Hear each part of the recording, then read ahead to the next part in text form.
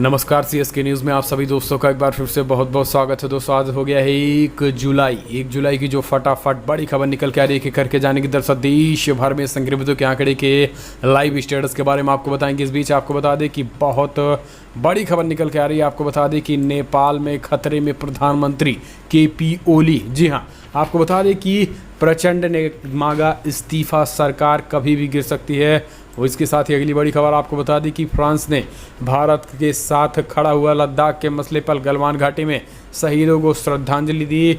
चीन को घेरा है पूरी तरीके से भारत का साथ और राफेल भी देने का ऐलान किया।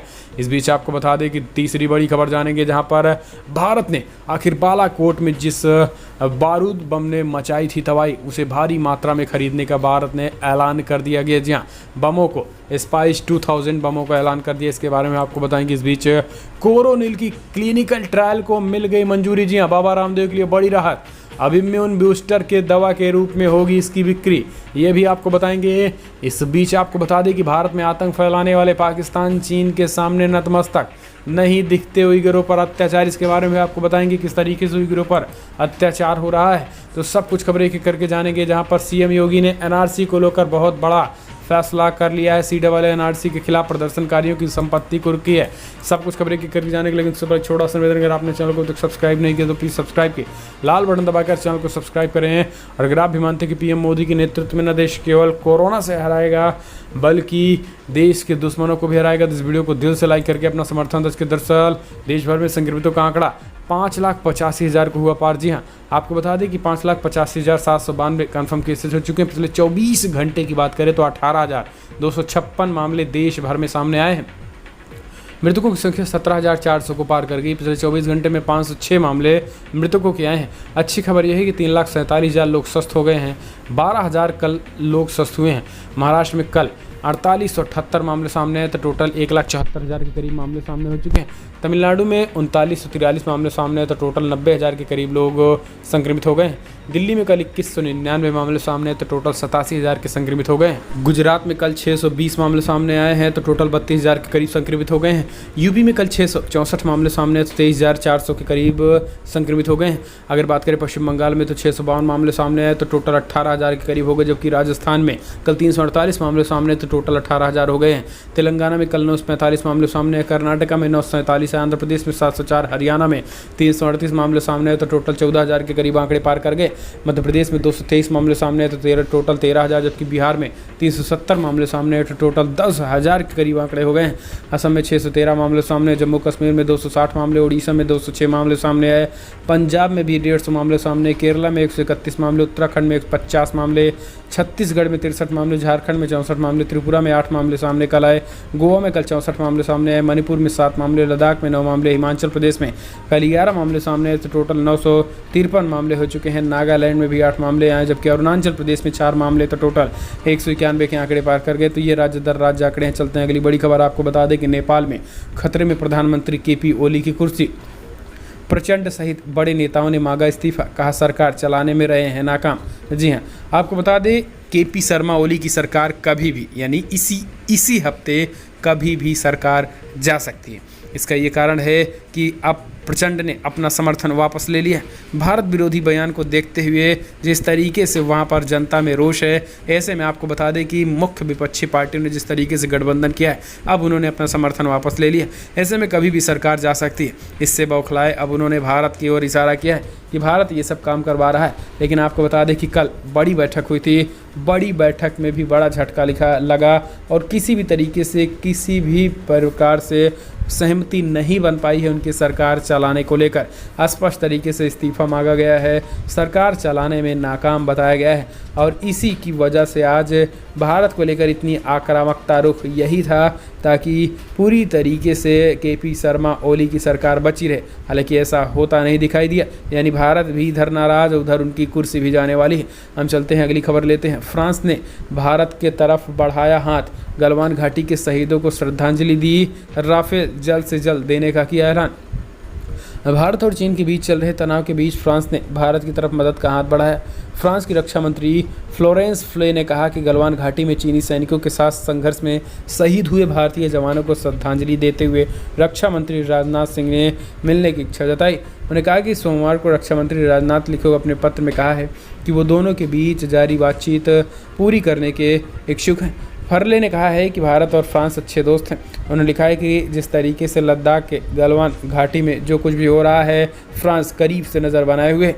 हम भारतीय सैनिकों की शहादत को नमन करते हैं। इसके साथ ही उन्होंने कहा है कि हमारी तरफ से रक्षा समझौते जो कुछ भी हैं, हम अपनी तरफ से पूर्णतः खरा उतरने की कोशिश करेंगे और जल्द से जल्द 6 राफाल विमानों को हम आपको 27 जुलाई तक देने की पूरी बात करेंगे। तो ये फ्रांस की तरफ से बड़ा बयान निकल के आया है, अपने आप में काफ़ी अहम बयान माना जा रहा है। हम चलते हैं अगली खबर। आपको बता दें कि जिस युद्धक बम से बालाकोट में हुई थी एयर स्ट्राइक, पाकिस्तान में तबाही मचाई गई थी, उसी भारी मात्रा में उसी बम को खरीदने की तैयारी में मोदी सरकार, जी हाँ, ऑर्डर भी दे दिया गया। आपको बता दें कि अपने लक्ष्य को मार गिराने और अपनी ताकत को और मजबूत करने के लिए भारत भारी मात्रा में घातक स्पाइस 2000 बमों को खरीदने की योजना बना रही है। पिछले साल बालाकोट एयर स्ट्राइक के दौरान पाकिस्तान में आतंकवादी शिविरों को नष्ट करने के लिए भारतीय वायुसेना ने इन्हीं बमों का इस्तेमाल किया था। आसमान से ज़मीन पर आकर लक्ष्य को तबाह करने में सक्षम और बेहद शक्तिशाली इन बमों के लिए एडवांस वर्जन भारत खरीदने की तैयारी कर रहा है। चीन के साथ सीमा पर बढ़े तनाव को देखते हुए भारत सरकार ने तीनों सेनाओं को गोला बारूद और घातक हथियार खरीदने के लिए आपातकालीन वित्तीय शक्ति प्रदान कर दी है। आपको बता दें कि स्पाइस 2000 बमों की खरीद की योजना पर मुहर जल्द ही लग सकती है। तो ये भी एक अच्छी खबर, भारतीय सेना मजबूत होगी। हम चलते हैं अगली खबर। कोरोनिल की क्लिनिकल ट्रायल को बाबा रामदेव को मिल गई मंजूरी, अब इम्यूनिटी बूस्टर दवा के रूप में होगी बिक्री। आपको बता दें कि योग गुरु बाबा रामदेव की कंपनी पतंजलि आयुर्वेद और दिव्य योग फार्मेसी को कोरोनिल दवा को केंद्रीय आयुष मंत्रालय ने हरी झंडी दे दी है। कोरोना वायरस के मरीजों को इलाज के नाम पर लॉन्च की गई दवा का प्रचार प्रसार पर मंत्रालय ने ही लॉन्च होने के तुरंत बाद रोक लगा दी थी।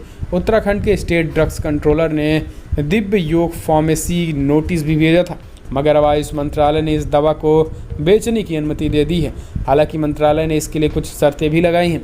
इन शर्तों में कहा गया है कि स्टेट ड्रग लाइसेंस अथॉरिटी द्वारा जारी लाइसेंस के आधार पर ही पतंजलि आयुर्वेद इन दवाओं को बिक्री कर सकेगा, लेकिन कोरोना के नाम पर ये दवाएं नहीं बेची जा सकेंगी। इसके साथ ही दवाओं को लेबल पर कोरोना का जिक्र भी नहीं होना चाहिए। मंत्रालय ने गाइडलाइंस के तहत रामदेव की कंपनी को क्लिनिकल ट्रायल भी जारी रखने की अनुमति दी है।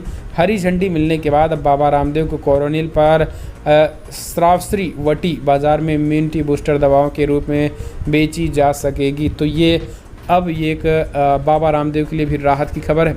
हम चलते हैं अगली खबर लेते हैं। आपको बता दें कि भारत में आतंक फैलाने वाला पाकिस्तान चीन के सामने नतमस्तक नहीं दिखते उइगुरों पर अत्याचार। आपको बता दें कि पाकिस्तान भारत के खिलाफ साजिश रचने में बाज नहीं आ रहा है। एक तरफ वो इस्लाम के नाम पर तो भारत में आतंक फैला ही रहा है, दूसरी तरफ चीन के आगे बिछा रहा है। वो चीन वही चीन है जहाँ पे मुसलमानों के अधिकारों को छीना जा रहा है, उन पर जुल्म ढाए जा रहे हैं। चीन में मौजूदा हाल में वहाँ मुसलमानों को लंबी दाढ़ी रखने, टोपी पहनने और धार्मिक शिक्षा लेने जैसे बुनियादी अधिकारों पर रोक लगा दिए गए हैं। बावजूद इसके दुनिया भर में मुसलमानों का मसीहा बनने की कोशिश करने वाला पाकिस्तान खामोश है। वो बैठे आतंकियों वहाँ बैठे, उनके आकाओं का भी जुबान बंद है।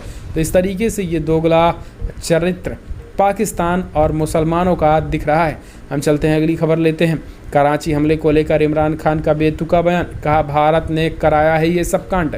जी हाँ, पाकिस्तान की कराची स्टॉक एक्सचेंज पर सोमवार को हुए हमले को लेकर भारत में पाकिस्तानी प्रधानमंत्री इमरान खान ने संसद में भारत को जिम्मेदार ठहराया। उसने कहा कि पाकिस्तान के विदेश मंत्री शाह महमूद कुरैशी ने कहा ये भारत पर आरोप लगा, जिसे भारत ने फिलहाल खारिज कर दिया है। आपको बता दें कि कराची शहर में स्थित पाकिस्तानी स्टॉक एक्सचेंज पर सोमवार को हमला हुआ था। इस हमले में 11 लोगों की मौत हो गई थी। इस हमले पर 4 टेररिस्ट ने अंजाम दिया था। आपको बता दें कि फ़िलहाल ये टेररिस्ट हम इन्हें नहीं कह सकते क्योंकि ये बलूच लिबरेशन आर्मी से संबंधित थे और ये बलूचिस्तान को अलग करने की पाकिस्तान से मांग कर रहे हैं। तो ये जहाँ पे पाकिस्तानी आर्मी जिन मासूम लोगों को प्रताड़ित कर रही है। हम चलते हैं अगली खबर लेते हैं। कोरोना ट्रैकर आरोग्य सेतु में बड़ी गड़बड़ी दिखी, लॉगिन नहीं कर पा रहे यूज़र। क्या आप पे भी ऐसा ही हो रहा है? आपको बता दें कि कोरोना वायरस पर सरकार के ऐप आरोग्य सेतु ने तकनीकी खराबी के कारण काम करना बंद कर दिया। ऐप को ओपन करने पर 503 टेम्प्रोरी एरर बता रहा है। वहीं कुछ यूजर्स का लॉगिन पर भी नहीं हो रहा। आपको बता दें कि आरोग्य सेतु ऐप कोरोना से बचाने में अहम भूमिका निभाता है। कोरोना वायरस से निपटने के लिए मोदी सरकार ने इस लॉन्च किया था। आरोग्य सेतु की ओर से ट्वीट करके जानकारी दी गई। कुछ यूजर्स को आरोग्य सेतु पर लॉगिन करने में परेशानी आ रही है। हमारी तकनीक टीम काम कर रही है, समस्या को जल्द ठीक किया भी जाएगा। हम चलते हैं अगली खबर लेते हैं। योगी सरकार का अब तक का ताबड़तोड़ एक्शन। लखनऊ में CAA के खिलाफ 2 प्रदर्शनकारियों की संपत्ति हुई कुर्क। आपको बता दें कि लखनऊ में नागरिकता संशोधन कानून CAA और NRC के खिलाफ हुए हिंसक प्रदर्शनों में सरकारी संपत्ति के हुए नुकसान को लेकर रिकवरी के लिए जिला प्रशासन ने कुर्की की कार्रवाई शुरू कर दी है। कुर्की की कार्रवाई में मंगलवार को 2 लोगों की संपत्ति कुर्क कर दी गई है। हालांकि संपत्ति की कुर्की करने से पहले जिला प्रशासन ने बाकीदार को नोटिस देकर बकाया धनराशि चुकाने का समय दिया, लेकिन बकाया राशि न चुकाए जाने के बाद जिला प्रशासन ने आरोपियों की प्रॉपर्टी सील कर दी। जानकारी के मुताबिक लखनऊ में NRC और CAA के विरुद्ध हुए हिंसक प्रदर्शन में शामिल धर्मवीर सिंह और माहुए नूर चौधरी की प्रॉपर्टी की कुर्की की गई। हम चल रहे हैं अगली खबर लेते हैं। सरकारी बैंक और कोर्ट के कर्मचारियों के लिए कल से शुरू होगी मुंबई लोकल ट्रेन। राज्य और यानी आज से चलेगी। राज्य और केंद्र सरकारों से अनुमोदन के बाद आज यानी बुधवार से मुंबई में लोकल ट्रेन केंद्रीय कर्मचारियों के अलावा अदालतों, बैंकों, रक्षा, आयकर, सीमा शुल्क, अन्य फील्ड में कार्यरत लोगों के लिए शुरू हो रही है। रेलवे मंत्री ने कहा है कि महाराष्ट्र में आज से रेलवे 350 लोकल ट्रेनें चलाएगा। राज्य सरकार के कर्मचारी, जरूरी सेवाओं से जुड़े लोग, केंद्र सरकार के कर्मचारी, बैंकों के कर्मचारी, अदालत, रक्षा, इनकम टैक्स समेत इन सभी विभागों को तो ये अपने आप में महाराष्ट्र सरकार का बड़ा फैसला है। हम चलते हैं अगली खबर लेते हैं। शिक्षकों का वेतन रोके जाने पर हाईकोर्ट सख्त। नॉर्थ MCD और दिल्ली सरकार से मांगा जवाब। नॉर्थ MCD के 9000 शिक्षकों को मार्च से अब तक वेतन न मिलने के मामले में दिल्ली हाईकोर्ट ने नॉर्थ MCD और दिल्ली सरकार को 1 हफ्ते में अपना हलफनामा दाखिल करने को कहा गया है। कोर्ट ने कहा है कि हलफनामे में ये जानकारी देनी होगी कि दिल्ली सरकार की तरफ से आखिर इतना फंड क्यों नहीं दिया गया है। वहीं नॉर्थ MCD को ये बताना होगा कि फंड कहां कहां इस्तेमाल किया गया, किस कारण से मार्च से अब तक शिक्षकों के साथ साथ बाकी और कर्मचारियों की सैलरी नहीं दी जा सकी है। उसकी जानकारी हाईकोर्ट ने नोटिस जारी करके दिल्ली सरकार की मांग की है। फिलहाल हम चलते हैं अगली खबर लेते हैं। आपको बता दें कि पाकिस्तान के 143 अधिकारी अपने परिवार के साथ अटारी वाघा के रास्ते पाकिस्तान भेजे गए। आपको बता दें कि पाकिस्तानी उच्चायोग में तैनात 143 पाक अधिकारी अपने परिजनों के साथ मंगलवार को अटारी वाघा सीमा से होकर स्वदेश लौट गए। यही वापसी भारत सरकार के तहत के आदेश हुआ जिससे पाक से कहा गया है कि वो उच्च आयोग में अपने कर्मचारियों की संख्या घटाकर आधा करें। अधिकारियों ने इसकी जानकारी दी। विदेश मंत्रालय ने 23 जून को कहा था कि इस निर्णय के कारण पाकिस्तानी उच्चायोग के अधिकारियों की जासूसी की कार्रवाई में शामिल रहना तथा आतंकवादी संगठनों के साथ मेल जोल रखना है।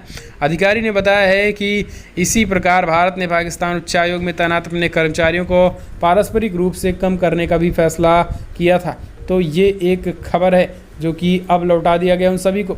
हम चलते हैं अगली खबर लेते हैं। आपको बता दें कि बिग ब्रेकिंग निकल के आ रही है। टिकटॉक ऐप भारत में पूरी तरीके से बंद हुआ, खोलने पर आ रहा है नेटवर्क एरर। आपको बता दें कि भारत सरकार ने सोमवार को share it, Likee, hello, TikTok समेत चीन के 59 ऐप को बैन कर दिया था, जिसके बाद कुछ समय बाद टिकटॉक का ऐप चल रहा था और इसी के बाद लोगों को लगा कि अब लोग इंस्टॉल नहीं कर सकेंगे, बाकी जिनके मोबाइल में टिकटॉक है वो चला सकेंगे। लेकिन देखते ही देखते शाम तक ये क्लियर हो गया कि जिनके मोबाइल में ऐप है वो भी नहीं चला सकेंगे, यानी पूर्ण प्रतिबंध लगा दिया है मोदी सरकार ने। हम चलते हैं अगली खबर लेते हैं। दुनिया भर में जो आंकड़े निकल के आ रहे 1,03,02,000 को पार कर गए हैं। जी हाँ, 1,03,60,000 के आंकड़े को पार कर गए। जी हाँ भाई बहनों, आपको बता दें कि 1,03,60,000 60,000 के आंकड़े पार कर गए संक्रमितों के, जबकि 5,07,000 के करीब लोगों की मौत हो गई। यूनाइटेड स्टेट में 26,38,000 कन्फर्म केसेस तो वहीं 1,28,000 के करीब लोगों की मौत हो गई है। ब्राज़ील में 13,70,000 कन्फर्म केसेस तो 58,000 के करीब लोगों की मौत हो गई है। रसिया में 6,47,000 कन्फर्म केसेस तो 9300 के करीब लोगों की मौत हुई है।